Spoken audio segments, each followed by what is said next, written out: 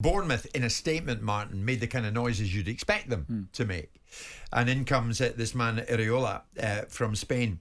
But does this not show us that managers like yourself, like Gary O'Neill, would expect loyalty to be a two-way street? He'll give it to Foley. But in this instance, did he not get it in return from Foley, the owner? Well, loyalty, it doesn't exist in the game. It doesn't, it never has done. And it's really as simple as that. From whom to whom? And I'll tell you what, almost by definition, it shouldn't exist, because there are, if you, let's say Simon, for instance, takes me on as a manager. He's taken me in good faith. I want to win for him. I want to win, and I want to win for myself. I obviously want to win for the football club, but I want to win for someone who's taken me on.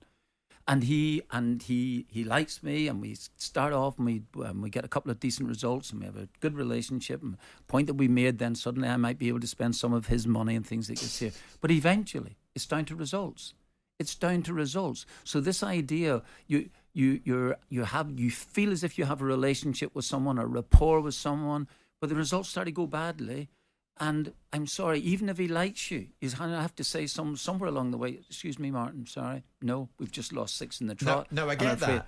Right, okay. But Gary kept him in the Premier League. Yeah, but I already said I was surprised at that there. But loyalty is not a two-way thing. You know, you can.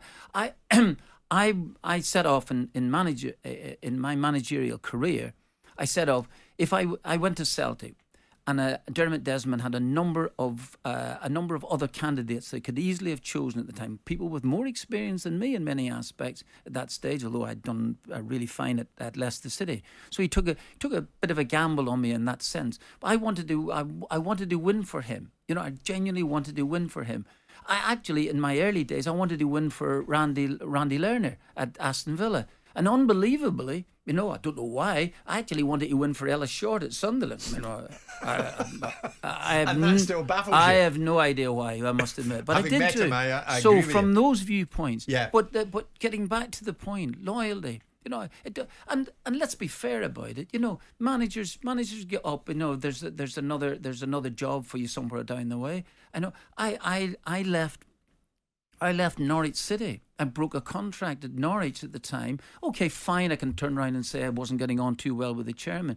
I had a chance and I went to Leicester City. And that definitely did, this breaking of the contract at the time, did definitely affect me. We couldn't win the games early on. And all of these things at the back of your mind. Loyalty is a construct of the media, though. Because the bottom line is when you look at the reality of loyalty should look like the moment he goes wrong, I don't jump on him. That's what loyalty should look like. I give him enough rope that he can run with or do the other thing with, right? Loyalty should look like that. And then it should be replaced by reality, which is ultimately, we've had a good time, we've hit some adversity, because I believe emphatically in the sentiment that you're only as strong as your relationship when it gets tested by adversity.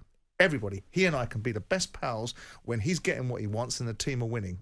The moment he doesn't get what he wants and the team's not winning, then we see the strength of our relationship, right? And then loyalty, to some degree, comes into play because I give him an opportunity, some latitude and a bit of brevity to get himself out of the circumstances that he's got himself in, or the circumstances that have played into the narrative that he's not doing very well.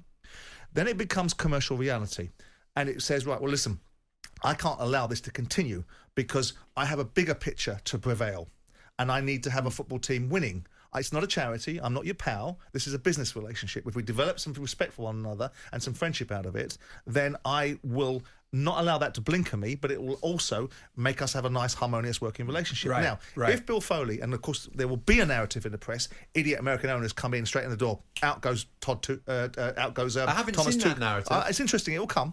Thomas Tuchel did the same thing. Tom Bidey did the same thing to Thomas Tuchel at Chelsea. Idiot American owner comes in the door. Bill Foley, same thing here. These are football men. What are you talking about? Tuchel's a proven winner. Gary O'Neill's a proven. If you believe, and there's legitimate reasons behind your belief system, that Gary O'Neill did a brilliant job, and for that, you're going to pay him.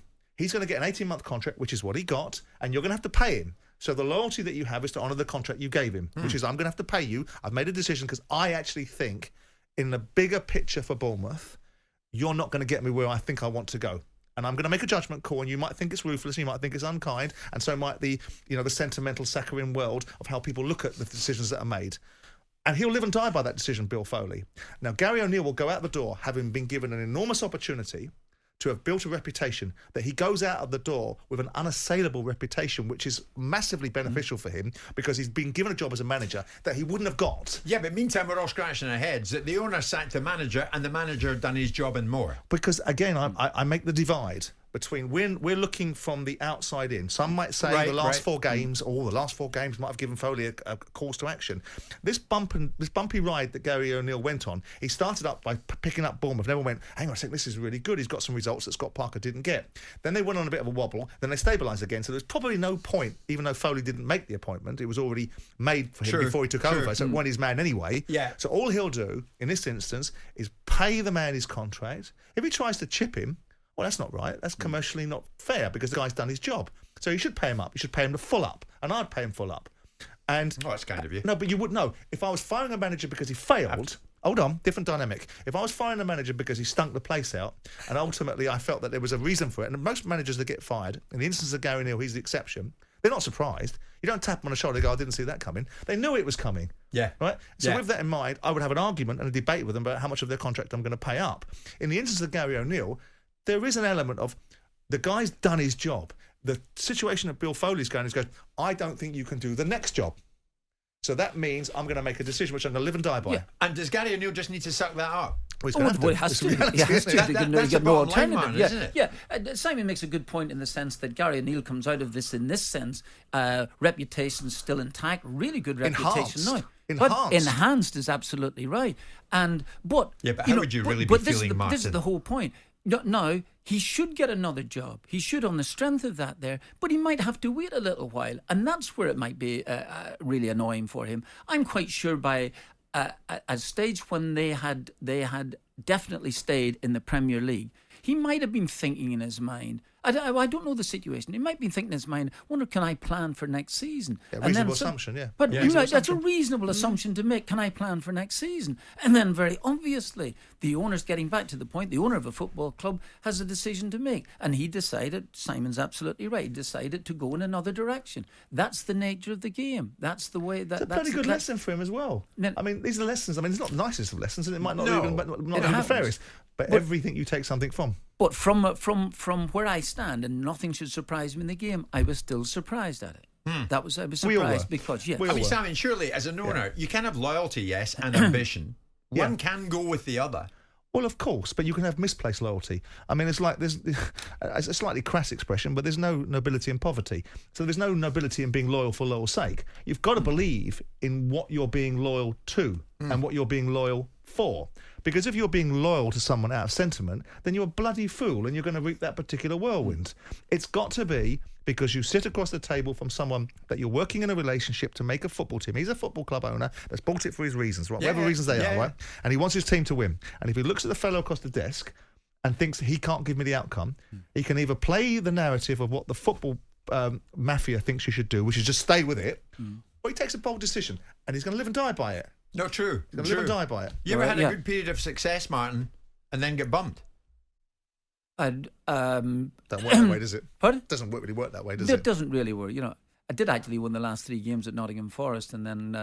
come on, Martin. We're going to get past this wound, this open wound of Nottingham Forest. Of course it's a win. Like every single time you'd lose your job, there's a win there. Well, you're still sore at Marinakis for doing that. Listen, forget that. That's really, really unimportant now. Nottingham Forest are where they feel they should be. This is the point after, 23, 24 years, and it's great, and it's been terrific, and there's great excitement around the City Ground now at this moment. Forget about that there. But you're getting back to the point where Gary O'Neill had done enough to think that he could be leading the team the next season, at least for a season, and therefore getting back to the point that I made 15 minutes ago, loyalty doesn't exist in the game, never has really done, but more so than ever before now. And that's fine. That's absolutely fine, because you're in the business, you're in a results business, where you can have a great relationship. You can go out every single night with your manager and your owner. You can do all of those things, and you can have the time of your life. You start losing games.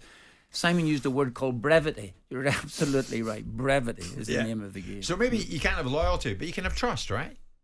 You can have trust, surely. Right. Can trust exist? Differentiate. I know the differentiation, but tell me in footballing terms what it trust. You trust, I trust him as my owner because he trusts me. No, okay. So let's work together. No, well, okay. Simon trusts me to get results for him as a manager. Until I don't. So I trust him now. I trust him to back me until he doesn't. Yeah. Okay.